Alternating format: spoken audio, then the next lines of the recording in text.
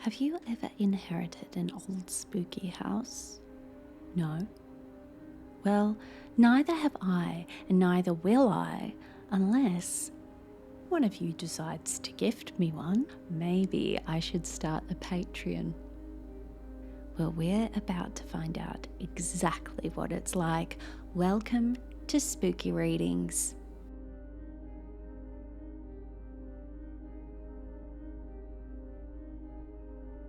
Tonight's story is called A Strange Christmas Game, which, as chief master of games in my family at Christmas, I'm hoping that this story will give me at least some sort of inspiration. Now, I believe that this story is written by our second lady author on the channel, the last being Rosa Mulholland, with The Haunted Organist of Hurly-Burly, and oh my gosh, that one is a chilling tale. But tonight we have a story from Mrs. J.H. Riddell, also known as Charlotte Riddell, who in her lifetime wrote over 40 books. How cool! And of course, she is part of our Macmillan Ghost Stories collection, our little blue book that I keep bringing out. Yes. Anyway, without further ado, this is A Strange Christmas Game.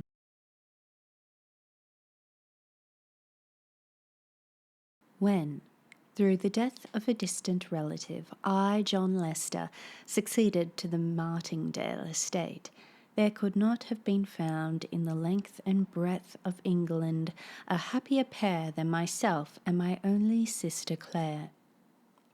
We were not such utter hypocrites as to affect sorrow for the loss of our kinsman, Paul Lester, a man whom we had never seen, of whom we had heard but little, and that little unfavourable, at whose hands we had never received a single benefit, who was, in short, as great a stranger to us as the then Prime Minister, the Emperor of Russia, or any other human being utterly removed from our extremely humble sphere of life. His loss was very certainly our gain. His death represented to us not a dreary parting from one long loved and highly honoured, but the accession to lands, houses, consideration, and wealth by myself, John Lester, Esquire, Martingale, Bedfordshire, Wilhelm Jack Lester, artist and second-floor lodger at 32 Great Smith Street, Bloomsbury. Not that Martingale was much of an estate as country properties go. The Lesters, who had succeeded to that domain from time to time during the course of a few hundred years, could by no stretch of courtesy have been called prudent men. In regard of their posterity, they were indeed scarcely honest, for they parted with manors and farms, with common rights and advowsons.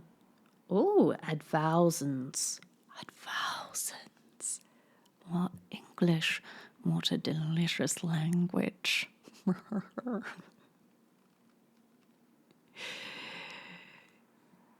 In a manner at once so baronial and so unbusinesslike that Martingale, at length in the hands of Jeremy Lester, the last resident owner, melted to a mere little dot in the map of Bedfordshire.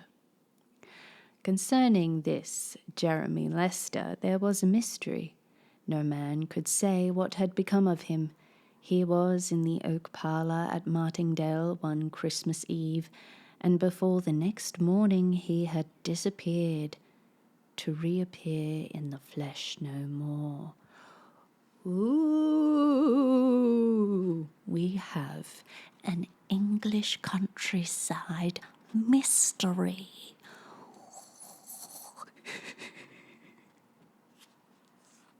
That night one Mr. Worley, a great friend and boon companion of Jeremy's, had sat playing cards with him until after 12 o'clock chimed, when he took leave of his host and rode home under the moonlight. After that, No person, as far as could be ascertained, ever saw Jeremy Lester alive. I am a true crime girly, so just rewinding a bit here, I would definitely interview that boon buddy as the last one who's seen him. The boon buddy is my top suspect at the moment. His ways of life had not been either the most regular or the most respectable, and it was not until a new year had come in without any tidings of his whereabouts reaching the house that his servants became seriously alarmed concerning his absence. Then inquiries were set on foot concerning him, inquiries which grew more urgent as weeks and months passed by without the slightest clue of being obtained as to his whereabouts. Rewards were offered, advertisements inserted, but still Jeremy made no sign, and so in course of time the heir at law, Paul Lester, took possession of the house and went down to spend the summer months at Martingale with his rich wife and her 4 children by a first husband. Paul Lester was a barrister, an overworked barrister, who everyone supposed would be glad enough to leave the bar and settle at Martingale, where his wife's money and the fortune he had accumulated could not have failed to give him a good standing even among the neighbouring county families, and perhaps it was with such intention that he went down into Bedfordshire. If this were so, however, he speedily changed his mind, for with the January snows he returned to London, let off the land surrounding the house, shut up the hall, put in a caretaker, and never troubled himself further about his ancestral seat. Time went on, and people began to say the house was haunted, that Paul Lester had seen something, and so forth, all which stories were duly repeated for our benefit when, 41 years after the disappearance of Jeremy Lester, Claire and I went down to inspect our inheritance. I say our because Claire had stuck bravely to me in poverty, grinding poverty, and prosperity was not going to part us now. That was what was mine was hers, and that she knew, God bless her, without my needing to tell her so. My neighbour is at the bins just over there, so if you hear clanging and banging, it is not a ghost. It is my neighbour. I'm in a really weird mood, a very British mood tonight, guys. The transition from rigid economy.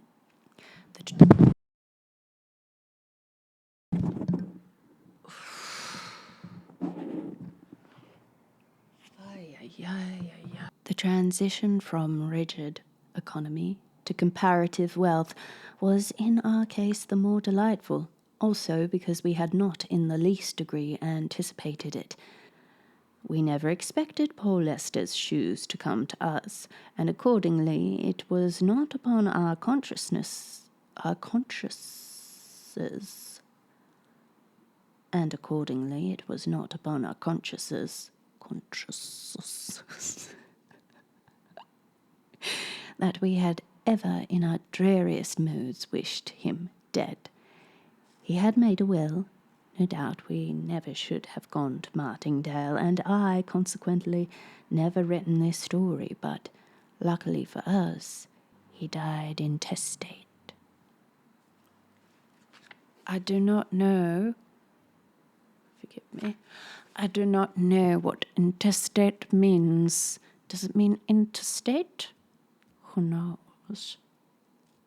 And the Bedfordshire property came to me.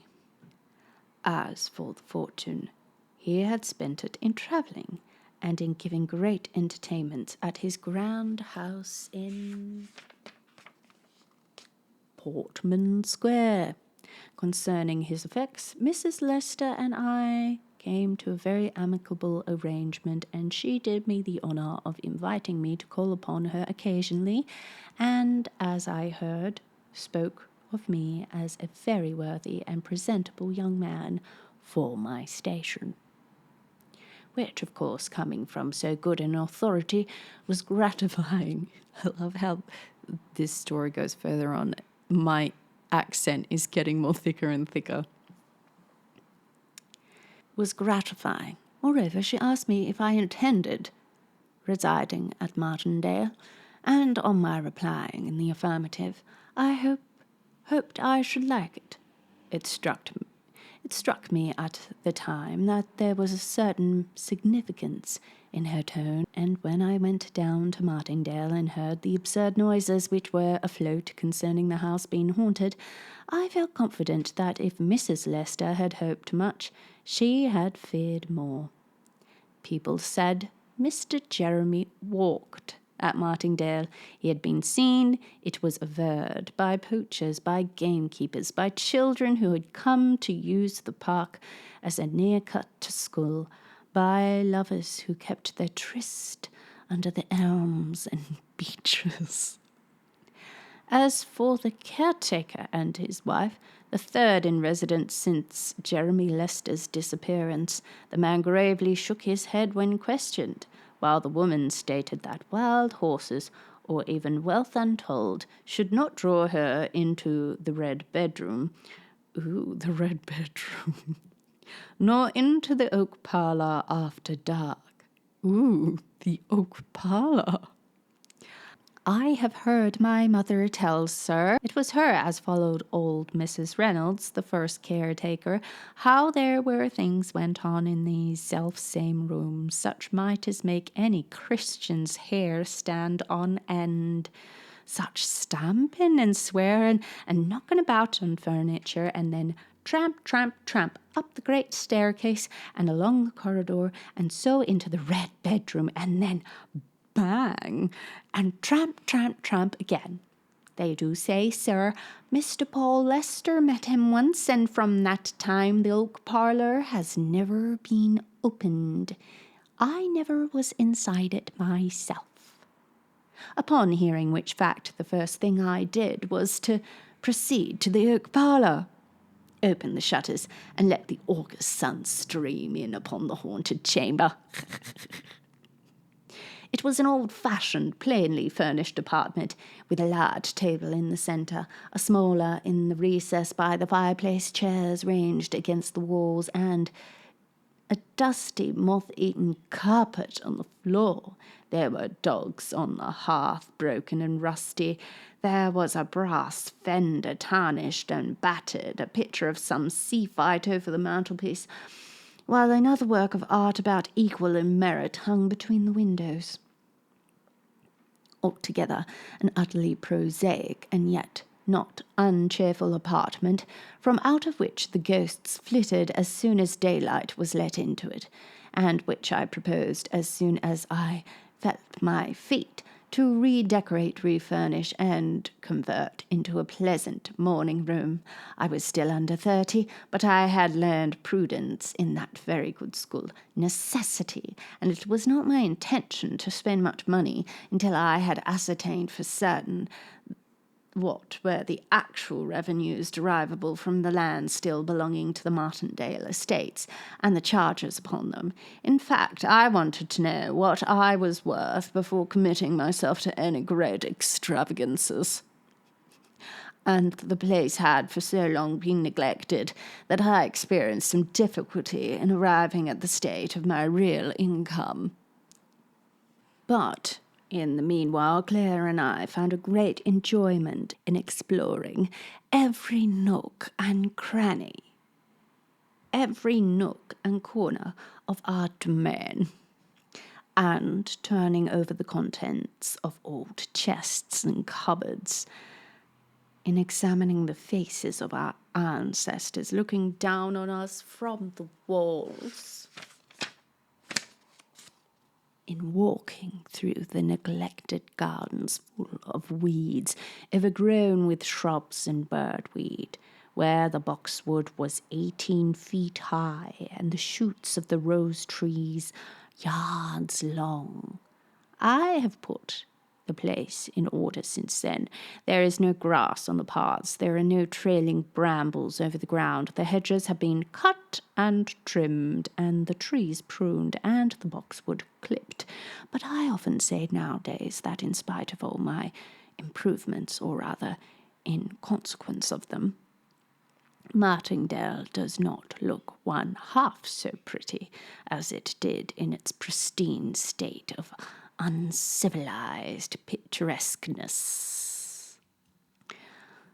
Although I determined not to commence repairing and decorating the house till better informed concerning the rental of Martingale, still the estate of my finances was so far satisfactory that Claire and I decided on going abroad to take our long-talked-of holiday before the fine weather was past. We could not tell what a year might bring forth. As Claire sagely remarked, it was wise to take our pleasure while we could, and accordingly, before the end of August arrived, we were wandering about the continent, loitering at Rouen, visiting the galleries at Paris, and talking of extending our 1 month of enjoyment into 3. What decided me on this course was the circumstance of our becoming acquainted with an English family who intended wintering in Rome. We met accidentally, but discovering that we were near neighbours in England, in fact, that Mr. Cronson's property lay close beside Martingale, the slight acquaintance soon ripened into intimacy, and ere long we were travelling in company. From the first, Claire did not much like this arrangement. There was a little girl in England she wanted me to marry, and Mr. Cronson had a daughter who certainly was both handsome and attractive. The little girl had not despised John Lester, artist, while Miss Cronson indisputably set her cap at John Lester of Martingale, and would have turned away her pretty face from a poor man's admiring glance. All this I can see plainly enough now, but I was blind then, and should have proposed for Mabel. That was her name, before the winter was over. Had news not suddenly arrived of the illness of Mrs. Cronson senior, in a moment the programme was changed. Our pleasant days of foreign travel were at an end. The Cronsons packed up and departed, while Claire and I returned more slowly to England, a little out of humour, it must be confessed, with each other. It was the middle of November when we arrived at Martingale, and we found the place anything but romantic or pleasant. The walks were wet and sodden, the trees were leafless. There were no flowers save a few late pink roses blooming in the garden. It had been a wet season, and the place looked miserable. Claire would not ask Alice to keep her company in the winter months, as she intended, and for myself the Cronsons were still absent in Norfolk, where they meant to spend Christmas with old Mrs. Cronson, now recovered. Altogether, Martingale seemed dreary enough, and the ghost stories we had laughed at while sunshine flooded the rooms became less unreal when we had nothing but blazing fires and wax candles to dispel the gloom.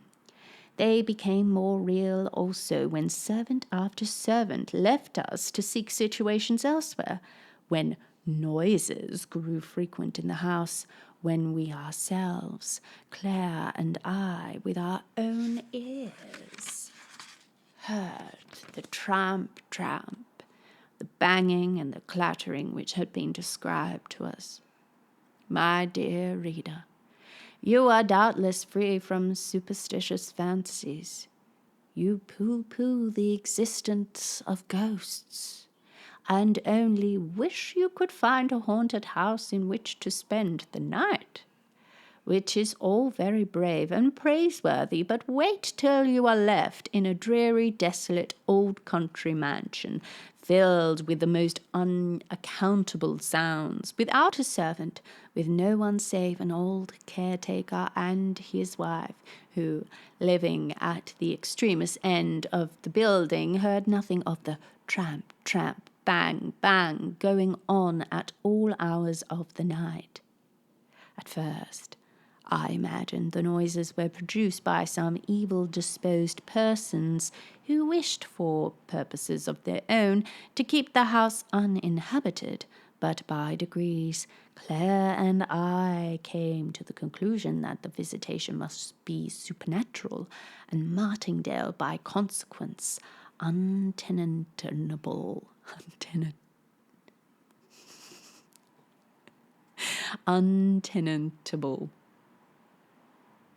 Unrentable. Still, being practical people and unlike our predecessors, not having money to live where and how we liked, we decided to watch and see whether we could trace any human influence in the matter. If not, it was agreed that we were to pull down the right wing of the house and the principal staircase. For nights and nights, we sat up till 2 or 3 o'clock in the morning, Claire engaged in needlework, I reading, with a revolver lying on the table beside me, but nothing, neither sound nor appearance, rewarded our vigil. This confirmed my first idea that the sounds were not supernatural.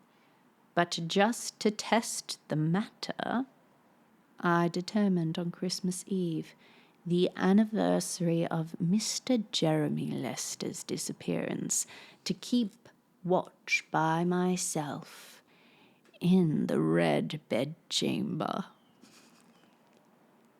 Even to Claire, I never mentioned my intention. About 10, tired out with our previous vigils, we each retired to rest, somewhat ostentatiously perhaps.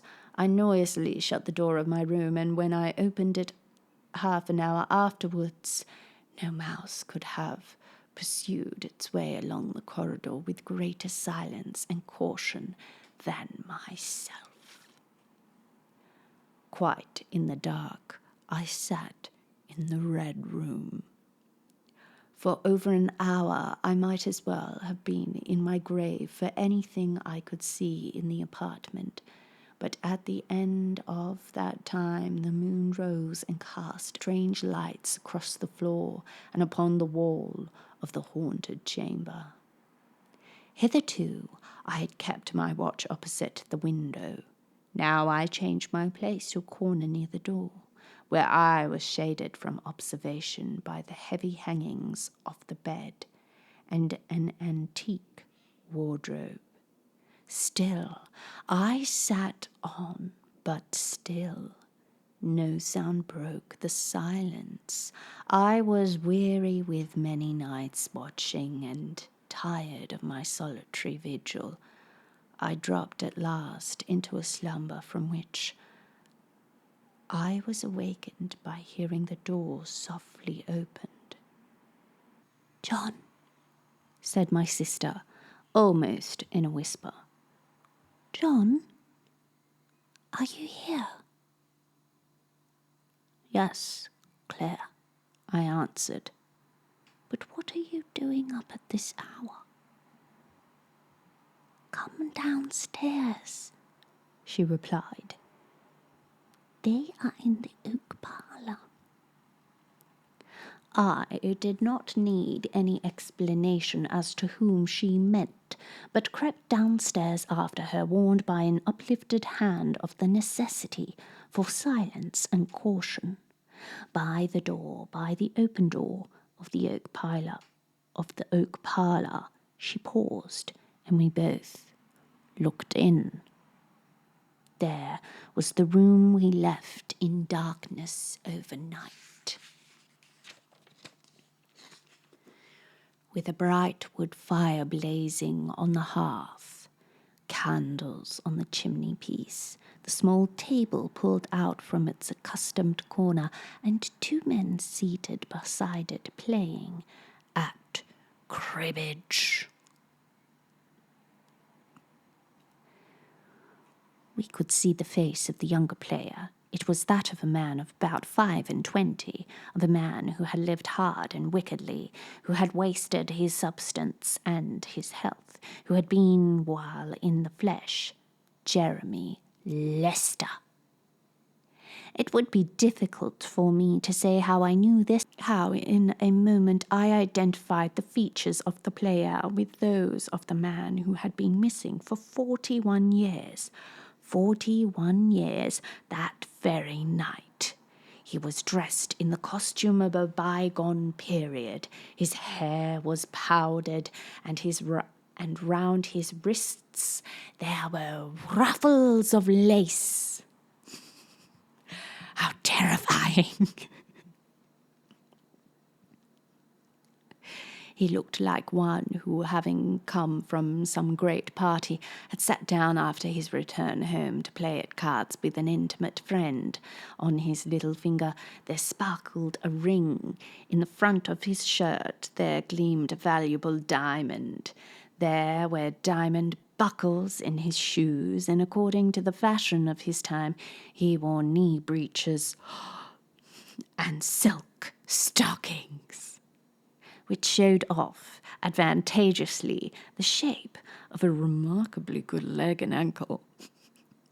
He sat opposite to the door, but never once lifted his eyes to it. His attention seemed concentrated on the cards.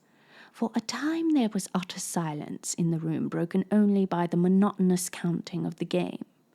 In the doorway we stood holding our breath, terrified and yet fascinated by the scene which was being acted before us. The ashes dropped on the hearth softly, and like the snow we could hear the rustle of the cards as they were dealt out and fell upon the table. We listened to the count. 15-1, 15-2, and so forth, but there was no other word spoken till at length the player whose face we could not see exclaimed, "I win. The game is mine." Then his opponent took up the cards, sorted them over negligently in his hand, and put them close together, and flung the whole pack in the guest's face, exclaiming, "Cheat! Liar! Take that!" There was a bustle and a confusion, a flinging over of chairs and fierce gesticulation, and such a noise of passionate voices mingling that we could not hear a sentence which was uttered. All at once, however, Jeremy Lester strode out of the room in so great a hurry that he almost touched us where we stood. Out of the room, and the tramp, tramp, tramp up the staircase to the Red Room, whence he descended in a few minutes with a couple of rapiers under his arm. When he re-entered the room, he gave, as it seemed to us, the other man his choice of the weapons, and then he flung open the window, and after ceremoniously giving place to his opponent to pass out first, he walked forth into the night air, Claire and I following. We went through the garden and down a narrow winding walk to a smooth piece of turf, sheltered from the north by a plantation of young fir trees. It was a bright moonlit night by this time, and we could distinctly see Jeremy Lester measuring off the ground. "When you say 3, he said to the man whose back was still toward us. They had drawn lots for the ground, and the lot had fallen against Mr. Lester. He stood thus, with the moonbeams falling full upon him, and a handsomer fellow I would never desire to behold. 1. began the other. 2. And before our kinsman had the slightest suspicion of his design, he was upon him, and his rapier through Jeremy Lester's breast. At the sight of that cowardly treachery, Claire screamed aloud. In a moment the combatants had disappeared. The moon was obscured behind a cloud, and we were standing in the shadow of the fir plantation, shivering with cold and terror. But we knew at last what had become of the late owner of Martingale. He had fallen, not in fair fight, but foully murdered by a false friend. Called it! Sorry, I had to do that. When, late on Christmas morning, I awoke, it was to see a white world, to behold the ground and trees and shrubs all laden and covered with snow. There was snow everywhere, such snow as no person could remember having fallen for 41 years. It was on just such a Christmas as this that Mr. Jeremy disappeared, remarked the old sexton to my sister, who had insisted on dragging me through the snow to church, whereupon Claire fainted away and was carried to the vestry, where I made full confession to the vicar of all we had beheld the previous night. At first, that worthy individual rather inclined to treat the matter lightly, but when, a fortnight after, the snow melted away and the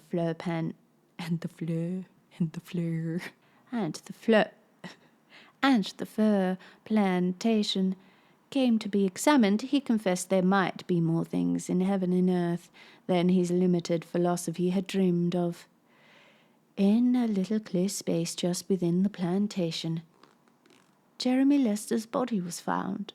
He knew it by the ring and the diamond buckles and the sparkling breastpin, and Mr. Cronson, who in his capacity as magistrate came over to inspect these relics, was visibly perturbed at my narrative. Pray, Mr. Lester, did you in your dreams see the face of the gentleman, your kinsman's opponent? No, I answered. He sat and stood with his back to us the whole time. There is nothing more, of course, to be done in the matter, observed Mr. Cronson.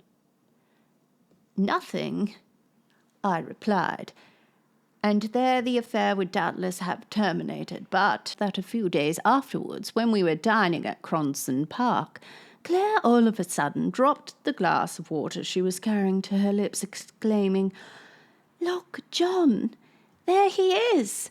rose from her seat, and with a face as white as a tablecloth, pointed to a portrait hanging on the wall. I saw him for an instant when he turned his head towards the door as Jeremy Lester left the room, she exclaimed. That is he. Of what followed after this identification I have only the vaguest recollection. Servants rushed hither and thither. Mrs. Cronson dropped off her chair into hysterics. The young ladies gathered round their mamma. Mr. Cronson, trembling like one in an ague fit, attempted some kind of explanation, while Claire kept praying to be taken away, only to be taken away.